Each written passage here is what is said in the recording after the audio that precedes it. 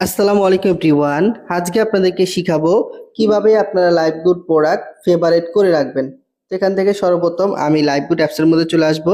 আসার পরে আপনি যদি কোনো প্রোডাক্ট ফেভারিট করে রাখেন, সেক্ষেত্রে কিন্তু আপনি খুব সহজে আমাদের প্রোডাক্টগুলো খুঁজে পাবেন। তো বন্ধুরা দেখুন, আমাদের লাইভগুডের মধ্যে কিন্তু অসংখ্য হাজার হাজার প্রোডাক্ট আছে।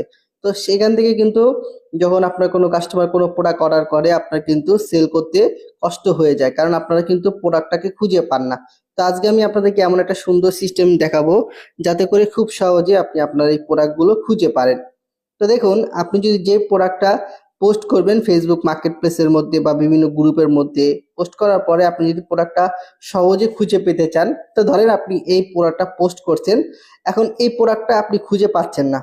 তো খুঁজে পাওয়ার জন্য দেখেন, এই যে এখানে লাভ চিহ্ন দেওয়া আছে, আপনি প্রোডাক্টটা লাভের মধ্যে ক্লিক করলে এটা কিন্তু আপনার ফেভারিট প্রোডাক্ট হিসাবে যুক্ত হয়ে যাবে। পরবর্তীতে আপনি যখন প্রোডাক্টটা খুঁজতে চান, আপনি কিন্তু খুব সহজেই প্রোডাক্টটা খুঁজতে পারেন।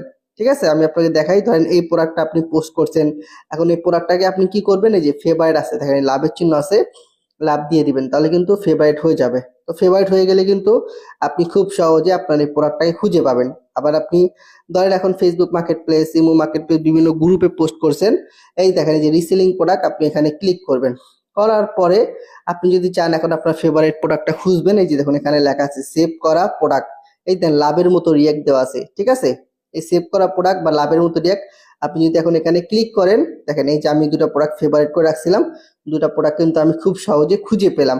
তো এইভাবে কিন্তু আপনিও প্রোডাক্টটা যদি ফেভারিট করে রাখেন বা লাভ চিহ্ন দিয়ে রাখেন, তাহলে কিন্তু আপনারা প্রোডাক্টটা সহজেই খুঁজে পাবেন। ঠিক আছে, আবার আপনি কিন্তু চাইলে এই প্রোডাক্টগুলোকে আনফেভারিটও করতে পারেন। দেখেন আমি এটাকে আনফেভারিট করলাম, এটা কিন্তু অটোমেটিক রিমুভ হয়ে যাবে। দেখেন আমি যদি ক্লিক করি, অটো কিন্তু আবার রিমুভ হয়ে গেছে একটা। ঠিক আছে, এইভাবে কিন্তু আপনার চাইলে প্রোডাক্টগুলো ফেভারিট করে রাখতে পারেন। পরবর্তীতে কিন্তু যখন প্রোডাক্টগুলো সেল করবেন, সহজেই আপনি প্রোডাক্টগুলো খুঁজে পাবেন। তো আশা করি আপনারা বুঝতে পারছেন কিভাবে আপনারা প্রোডাক্টটা সেভ করে রাখবেন, যাতে পরবর্তীতে আপনারা প্রোডাক্টটা খুঁজে পান। ধন্যবাদ সবাইকে। আসসালামু আলাইকুম।